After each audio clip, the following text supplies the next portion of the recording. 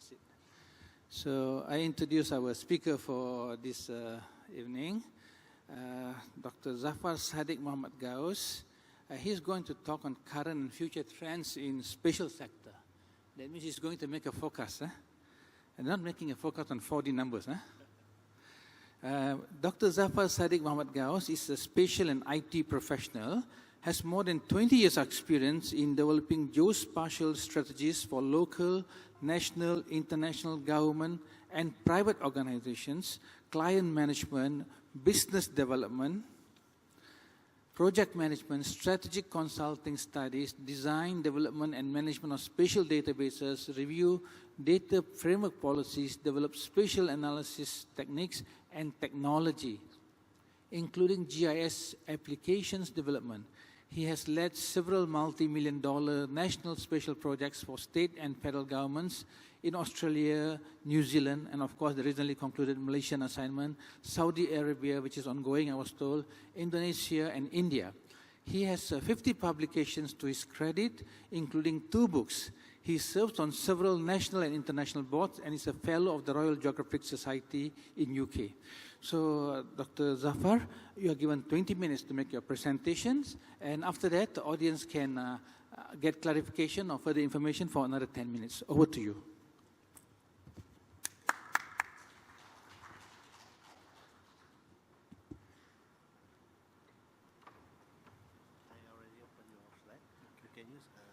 Page up, page down.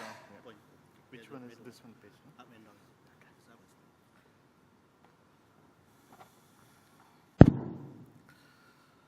Bismillah ar-Rahman ar-Rahim. Assalamu alaikum wa rahmatullahi wa barakatuhu.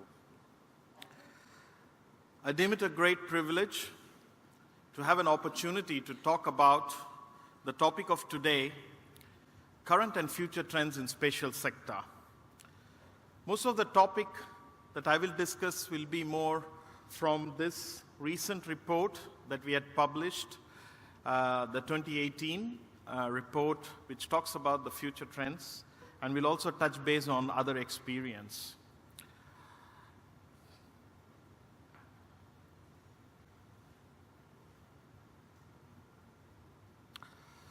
Just before I delve into the presentation, so some of you know that the CRC for Spatial Information has now been transformed into a new brand name called Frontier SI, with same sort of business around research as core. So Frontier SI is the agency which leads into more research and innovation in Australia, but also deals with international strategic work.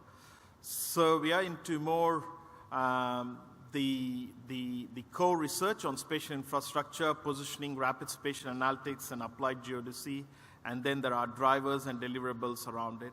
To just to introduce that Frontier SI from 1st of July in Australia has changed its brand name. As I mentioned, most of the talk will be from this particular report by Annual, and we'll share the thoughts around it. The World Economic Forum analysis for global risks states that the key global risk and how identified global trends relate to the global risk landscape. I think the life expectancy of rich is increasing while the poor is decreasing.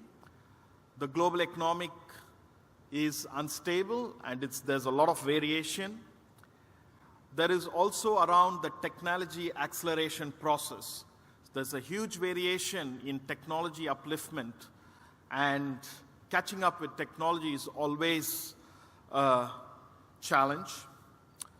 Then governance around it is getting harder because what technology needs to be used and how it needs to be utilized, by the time you make a policy, the technology has gone past. It's also the nature of conflict in charging from nation to nation, direct engagement of terror and homeland security, and mostly it's cyber threats. There are 2 examples that I could state from Australia. One was the Bureau of Meteorology, the most utilized websites in Australia, not only by citizens, but also from the communities such as farming and agriculture who depend on hourly data from Bureau of Metrology, the website was hacked. And it costed about $3 million for that to be fixed, and it was a cyber attack. Another I could mention is the recent census, that Australian census, when it was about to take, the website was hacked. So now the warfares, or what you call the disruption or the risk, is more around the cyber. And I think that will be the forthcoming area that the whole world will be looking across, investing after defense, is the cyber security with all kinds of governments. Because one side we have gone with Internet of Things, we have spoken about sensors, we have spoken about open data.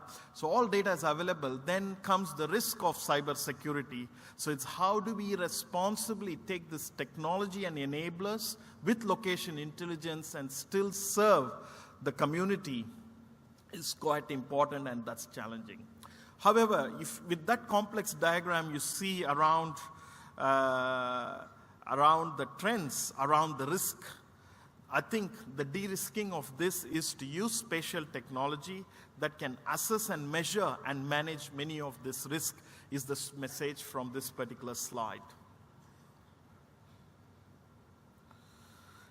Let me dwell slowly around the market size of geospatial. We keep hearing the numbers. Geospatial market is of this value. Unfortunately, our industry is not so visible, neither to the political community nor to the citizens. It always takes about 2 to 3 minutes to explain what profession I am in. I'm sure a professor will concur with me around what geospatial is. But in order for us to communicate the market size is quite important.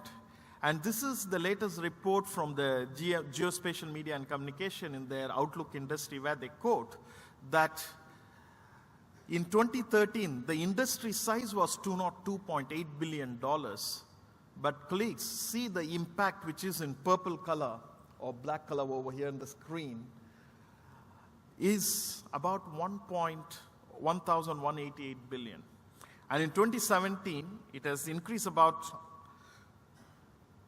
292 billion, but however, look at the economic impact.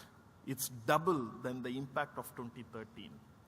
And this is quite alarming, and this is because of so many transformations happening all across the world, including Malaysia and ASEAN, where the leaders have taken digital economy as one of the drivers, and digital transformation is what the leaders, not only G20, G8, but also in the ASEAN, GCC, for example, everyone has taken these transformation models where geospatial plays an important role. And this, we as professionals or users need to understand this technology trends, that where the market is heading.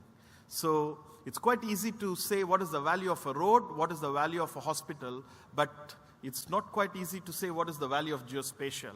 So therefore, these sort of reports are more upcoming, and I think as practitioners, we need to be quite abreast with these sort of things so that we are able to inform our users of spatial what is the value that spatial industry has to offer. Slightly a different view from the market tent. Okay, it's $292 billion, but what exactly in geospatial is contributing to this? So you could see that the fundamental geospatial technologies, where you could start with the surveying, GIS, Earth observation, 3D scanning, and slowly how it transformed into the technology drivers, then to business processes, then to application centers, and there you see the value of impact that it causes across. And it is also very important to understand not only how does my LiDAR scanner works, or what is the accuracy of the LiDAR scanner, but how does it transform into the economy is a key thing that we have to be the ambassadors of this industry to work across. So that's the value impact. And I think the key message here is spatial technologies embedded in mainstream business processes and workflows applied to greater range of sectors impacts and increasing. And that's what you saw the whole trend in 2017. Another value is you could see that from 2018 to 2020, there is about $100 billion increase in the market size, and this is the future. And you could see the CAGR, that is the growth rate, is about 2.1%, which is happening across the global market size. And I think GNSS and positioning takes a big chunk of this sector, and underpinning other technologies like spatial analytics, Earth observation, 3D scanning comprise of it. So they have been generalized. We have not gone into the detail, but I think it's more around how does this reflect. And this is also from the same report that I have depicted here. Now let me go back to my home country from an Australian context. So this is the expected growth and competitiveness by Australian industry sector. And what you see, the bubbles there, is that spatial and space has taken a sort of very strong segment over there. And that's where I think the industry is going to lead. And this is from the PricewaterhouseCoopers a consulting firm that has done this report. And the size of the circle represents the relative size of the industry. The color of the circle represents the relative potential for employment growth using the legend below. And 1st of July, Australia started its own space agencies, and it is expected it will create about 20,000 jobs in another 5 years' time.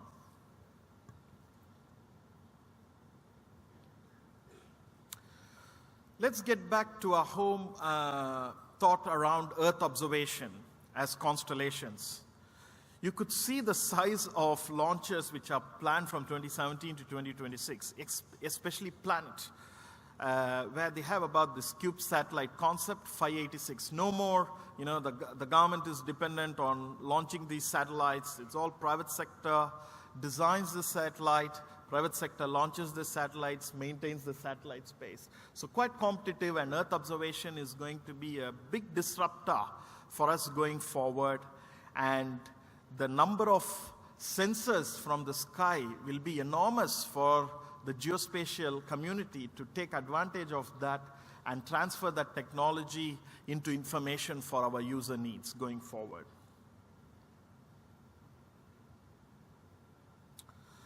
Key to geospatial, we talk about web services, stop doing sharing information through hard drives, of course we share data through FTPs, and so on and so forth. But the underpinning is the communication infrastructure. If you see the communication infrastructure, there is 70% growth in mobile data traffic in just 1 year that has been observed from the quarter 1 2016 to quarter 1 2017 in this graph. And this is from Ericsson Mobility report. So the need communication infrastructure for all else to work, and this is quite underpinning that our technology are quite reliant, and how the mobile sector and the traffic is quite impedant to the technology. If you also look into the global demand for data transfer via satellite communication, it's rapidly going. Huge amount of data is being transferred. And once again, it's fleets, thousands of communication satellites expected in the next decade. Apart from Earth observation, the communication satellites, and you could see the growth around 38.5% from 2015 to 2025. And Asia is a big taker on this.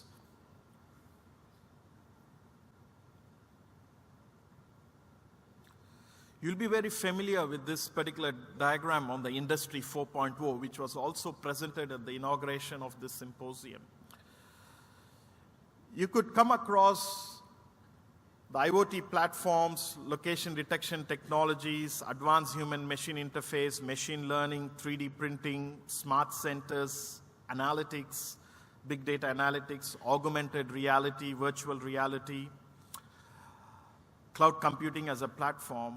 And these are all sort of thought to be disruptive technologies. The Internet of Things, augmented reality, blockchain, which was discussed in the previous session, 3D printing, drones, robots are identified by PricewaterhouseCoopers as disruptive technology that enable megatrends. I think it's about 61% of the CEOs who were surveyed by PwC said they were concerned about the speed of technological change in the industry because they look into the investors for the technology to stabilize, and the technology is going quite fast, and everyone is using these buzzwords, and it's very hard for the investors to catch up. As a result, most struggle to find the time and energy necessary to keep up with the technologies driving transformation across every industry and in every part of the world. And this is where we see as an opportunity for Spatial to quickly be adaptive and take advantage of these trends or disruptive technologies to do our services. So drivers of technology acceleration, it's around modular, commercial off-the-shelf, miniaturization. Cube satellites are quite a good example of that. Open data and platforms, standards and advanced computing are the key drivers of this acceleration. This particular slide is around drivers of technology acceleration, where you could see significant progression from 2016 that machine learning, blockchain, commercial drones, software design, security, and brain-computer interface are at the peak of that particular graph. And that's where I think then it will take some time to normalize as of July 17 to see how these are. Because we need to understand that when these disruptive technologies are there, then how do that comply with government policy? I think drone is a big thing. So previously in Australia, if you want to have a drone, people were doing drones and they were flying the drones across all over the place, and it was disrupting the airline traffic. And then there was an invasion to privacy concern as well. So now the market is maturing where they are able to bring out some policies, and previously then they introduced that you need to have a pilot's license to drive a drone so that you could comply with the safety. So that's one measure. But in farms or in agricultural land, because Australia is a large farmland, maybe from one side to the other side of the farmland, it may take about 5 hours for the farmers to drive. And asking a farmer to own a pilot license to run the drones does not make sense. So therefore, in urban areas for farm application, that pilot license is taken off, and the farmers can use in their farm to monitor their cattle and sheep. So the main challenge here is around how the policy is also disruptive. To meet the challenges with technology is a key thing that we need to work. And as spatial professionals, when we are using or promoters and ambassadors of this technology, how do we take this and apply in the policy means is a role that we have to play.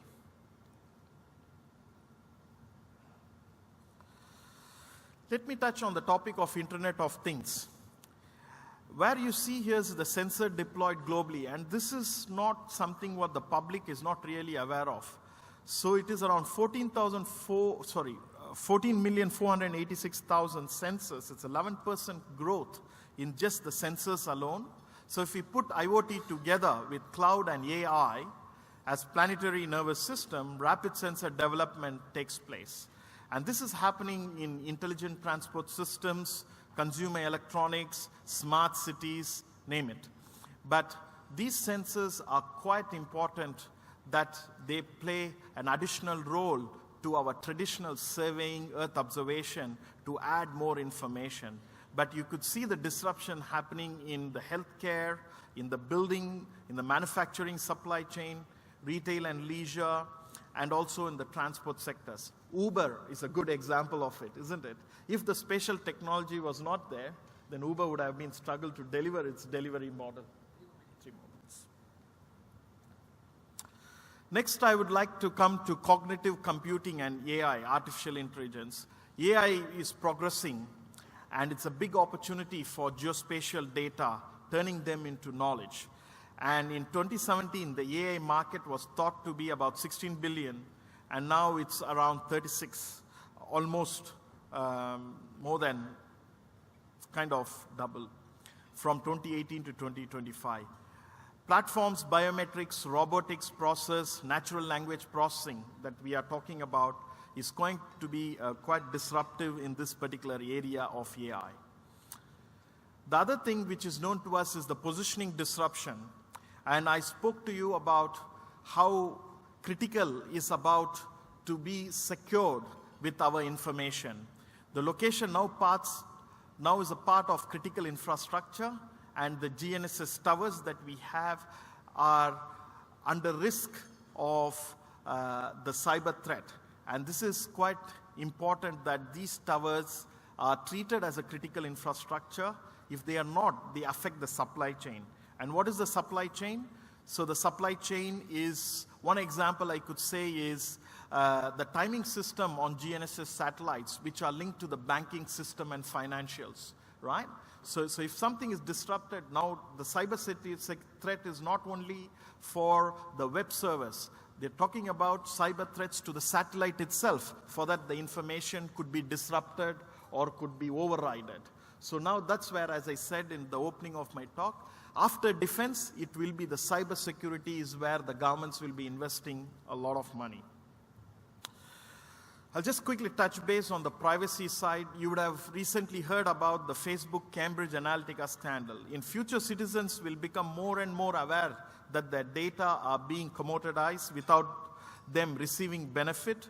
Consequently, companies offering privacy as a service will be another area that will go. And this is quite important, friends, to us as geospatial practitioners, where location and privacy go together. The other systems that are coming across is remotely piloted aerial system. In Dubai, they are talking about UAV taxis. Also now the police are testing the UAV as an equipment to go and see traffic disruptions, and this is under experiment. So here, the key message is the delivery transport drones, unlawful, loss prohibiting progress, life-saving opportunities are missed. I just gave you one example of the policies. And next step is autonomous flying, people moving drones, flying cars, and as I mentioned, Dubai's flying air taxis are quite disruptive to see how this will change. And all this require geospatial position, good maps, good analytics. Otherwise, this is not going to be successful. Yeah, I'll just do the findings.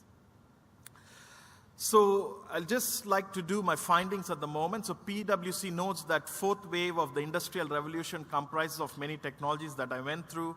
Just add artificial intelligence, autonomous vehicles, cyber threats, and advanced sensor technology to the line. The key summary here is we see a $100 billion rise. By 2020, $100 billion rise in 2020 for the geospatial sector. Indo-location-based services, AI market is quite a potential for us to adopt. When coming to satellites and devices, there are a number of functional satellites that we could utilize, and it's about 5.8 million devices with GNSS receivers which cost to the Internet of Things going forward. Finally, in the next decade, we will have positioning and location capabilities and are precise, and this will be real-time applications, so there's no time delays from the capture to the analysis and to the dissemination. It's about using smart analytics to develop a smart society, and it will also have more safety, safeguard the needs and dangers of the users and consumers with the transformation of capabilities. With this, I'd like to thank MACGDI, the leadership, especially the director, for inviting me over here to share my knowledge with you, and also the honorable chairman of the session for providing this opportunity. And now I would like to take some questions from the floor. Thank you. Terima kasih.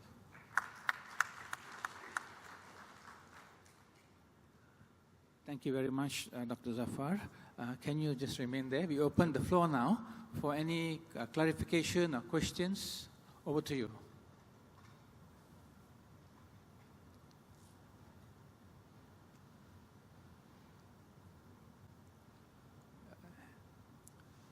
While we are waiting for the question, maybe I can ask you one, Dr. Zaffar. You've provided a very good overview of that scenario in the geospatial, the global risk, that the use of the small satellite and the IoT disruptive technologies and so on. For a country like Malaysia, what's your suggestion on how we can catalyze to get extra startup companies? Sure. It's a very good question, Prof. Malaysia, I think, first has young population. Number two, they are very good technology adapters, and the location is very good for knowledge economy or knowledge export. These three are very favorable conditions for Malaysia to thrive as a geospatial leader to start with the ASEAN region. So these are the fundamental facts of investment, one. Number two, the government policy around investment into business, free or ease to do business, is quite attractive, and that's why you see large global companies, especially the Microsofts or the Oracles, have centers in Cyberjaya. Coming to geospatial, I think we need a sort of a national policy which is quite comprehensive, which promotes young talent and investors to come up. Because usually, as you know, from graduation, people look up for government jobs or private sector jobs. But I think the trend is changing where entrepreneurs needs to come up right from graduation. We don't need gray hairs to be entrepreneurs.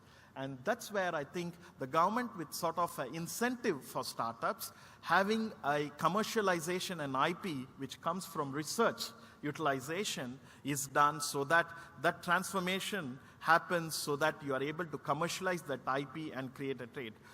As you know, that with the master plan work that I had been very fortunate to involve, one of the interviews said that the USB was invented in Malaysia. I didn't know about it. Malaysia was one of the investors. Same thing in my home country, Australia. They were the radio engineer from CSIRO was the inventor of Wi-Fi. And we forget to patent it. People think it's US, right? When you ask people where's the USB coming from, usually they think it's Europe or US. But it's not. The talent is there in the East. And this is where I think having proper mechanisms of investment, a very sound policy, taking advantage of young talent, and universities providing a leading edge on research utilization will be a very good opportunity to startups flourish and create a good opportunity for export. Thank you, Dr. Zaffar. Any questions from the floor? We can take a few more questions. Yes, please. Please introduce yourself and where you come from. Hello. Assalamualaikum. My name is Sharizal from Space Agency. Thank you for the wonderful presentation. Just one question. Because a few years back, Australia has produced a document. It's called Australian Space Industry. And then this year, Australia has developed a space agency. What is the motivation for that? Exactly. Because you produce a document first and then an agency. Yeah. Thank you. Thank you. Walaikum assalam. Australia, as a big country, as you know, is a landmass.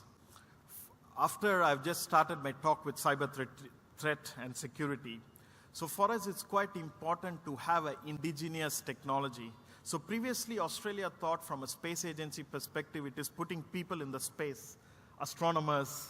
That's what they think of the political think tank. Then it was realized that for a vast amount of land that we have, that we need our indigenous satellites, our own, so that we are able to monitor the country, and you have indigenous system for secure downloading of information and managing our resources at our will.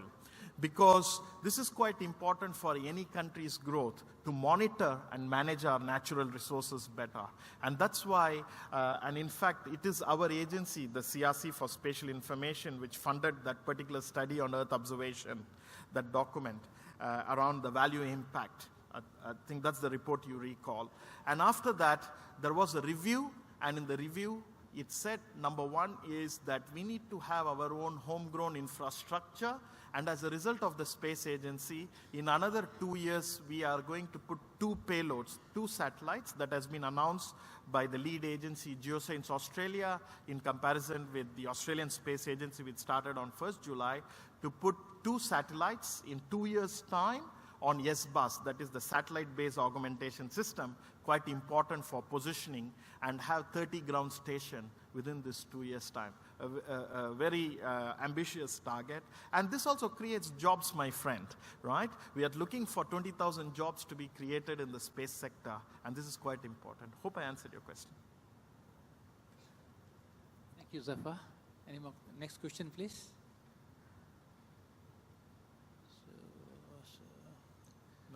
So, Dr. Zaffar, yes, you have been involved in developing or consulting on the Malaysian policy. Now, from your point of view, is there scope for Malaysia to forge ahead through privatization exercises, particularly related to data sharing?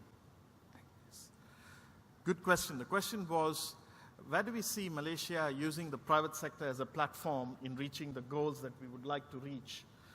I think this is quite important because not only it's Malaysia, if you look at other developing countries, developed countries such as Australia, Canada, UK, the industry has grown along with private sector investments and private sector together, because government alone cannot be investing around the assets of geospatial, but not only around the policy making. I think private sector also has quite an important role to play. And this is where I think the Malaysia's national master plan provides an opportunity for the private sector to take a role. And I think one of the findings was to foster the private sector industry to help develop the geospatial ecosystem. Because government alone cannot keep on investing. And we can see that because budget cuts, economic trends, and restructuring of the government, everything is getting very challenging.